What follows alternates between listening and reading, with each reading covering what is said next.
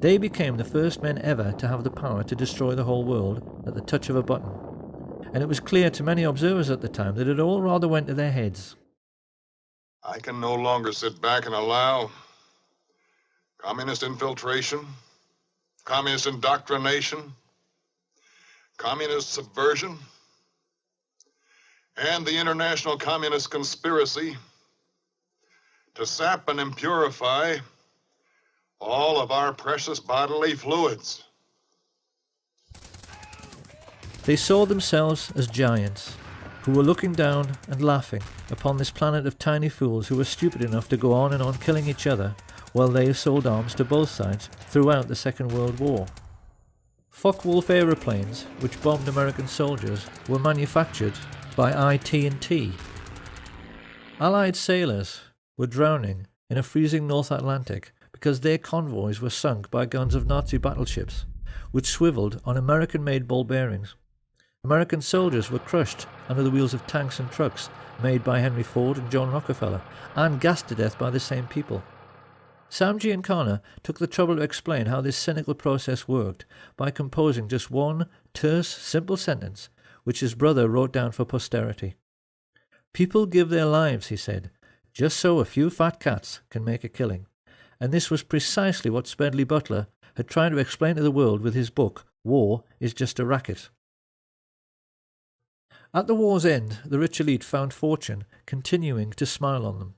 Firstly, they were able to control the utter farce of the Nuremberg trials, which should have hanged every single American merchant banker and leading industrialist.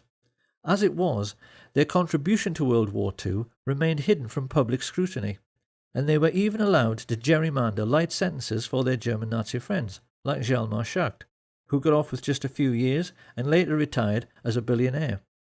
But best of all was that the one man who might have been a check to their power passed away as soon as the war was over.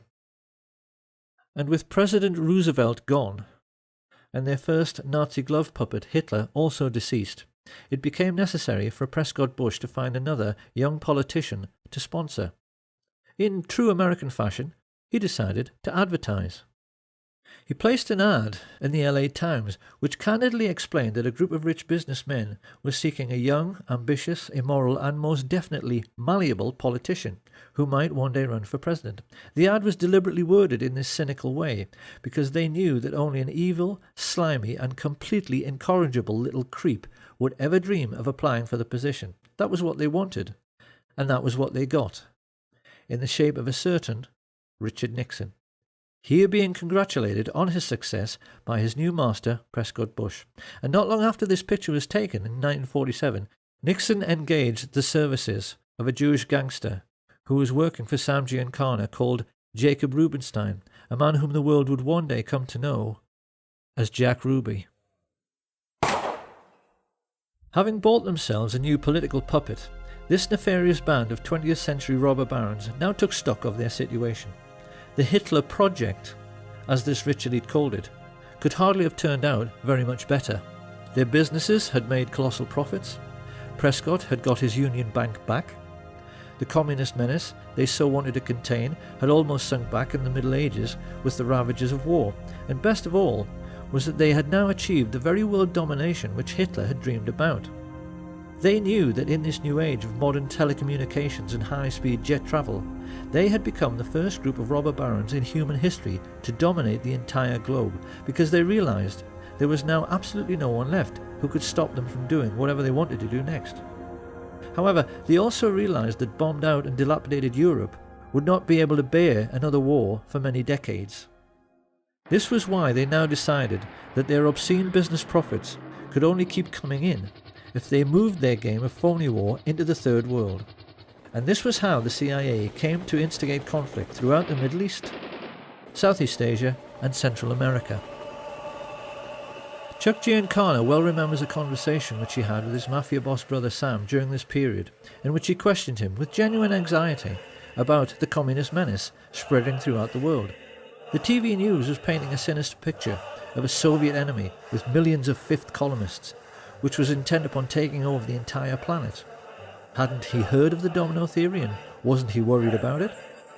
In response, Sam Giancana simply smiled at his kid brother's naivety and he asked him, didn't he realise that the United States, by which he meant the shadow government, not the official one, wanted to take over the world as well, and that the whole idea of communism was just the excuse they were using to do it? He told him that in China they had already succeeded in getting a member of the Chinese mafia, a brutal gangster called Mao Zedong, into power, just so they could sell more cigarettes in Asia. Communism was just their excuse. And it was pretty much the same story in the Philippines, with a crooked politician the mafia levered into power called Ferdinand Marcos. As for the United States, Big Brother Sam explained that the fat cats were fully aware that Americans will do anything for patriotism. Hence, you must always provide them with an enemy, a boogeyman. They won't overwork themselves just to make huge profits for fat cats for any other reason. So new enemies had to be found or created.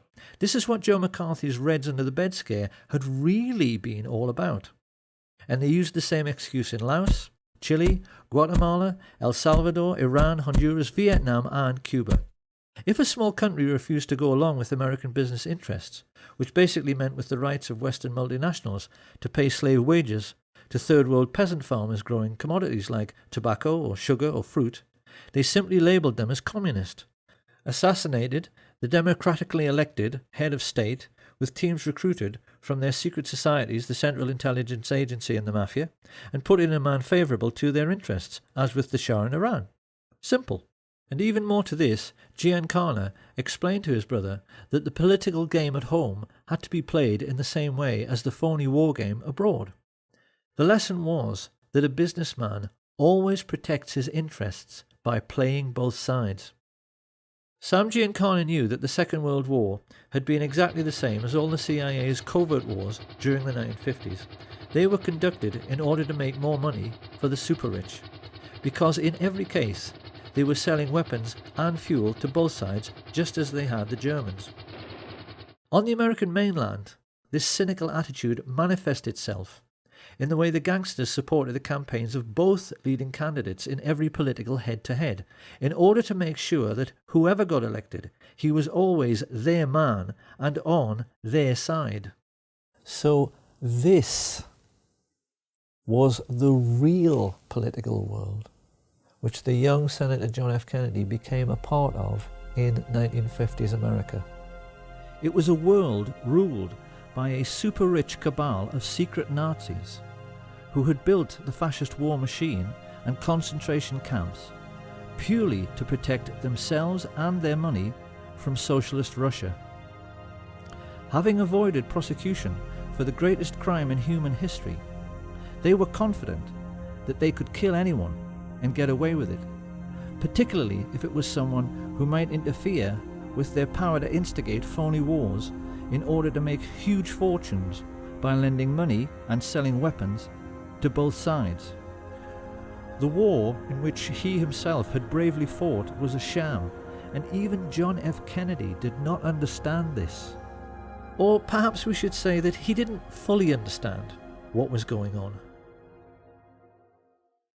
He and his younger brother Bobby were certainly all too keenly aware of the extent to which their country was in the grip of organised crime, because their own father, the patriarch Joseph P. Kennedy, had made his personal fortune from running illegal liquor during the days of Prohibition, activities which earned him the nickname Bootlegger Joe.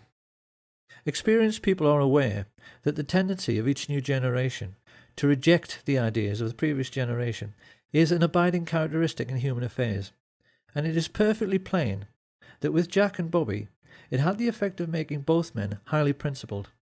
Their own father had associated with crooks and gangsters, and it was quite clear from their style and their outlook that they had made a commitment to make up for the sins of their father by rejecting this sinister world of hoods and crooks and corrupt politicians, by being honest and decent. If you take a look at any group photo from the early days, it's clear these men are being determinedly clean-cut, with the accent heavily on the clean part. They knew their father's generation were dirty. It couldn't be more obvious that they were determined to be the opposite. The question was, how were they going to free themselves and their country from the entanglements of the crooked politicians and the psychopathic mafia dons, who together were controlling the whole of American life like some multi-legged fascist octopus? How they were going to pull this off was something they were discussing ad nauseam when, in the late 1950s, they found out their father was in big trouble. A contract had been taken out on Joe Kennedy's life by the Purple Gang, the Jewish mafia of New York, who had accused him of swindling them out of a fortune. Joe Kennedy was really scared, and he turned for help toward the one man in North America who he knew had the power to get the contract called off.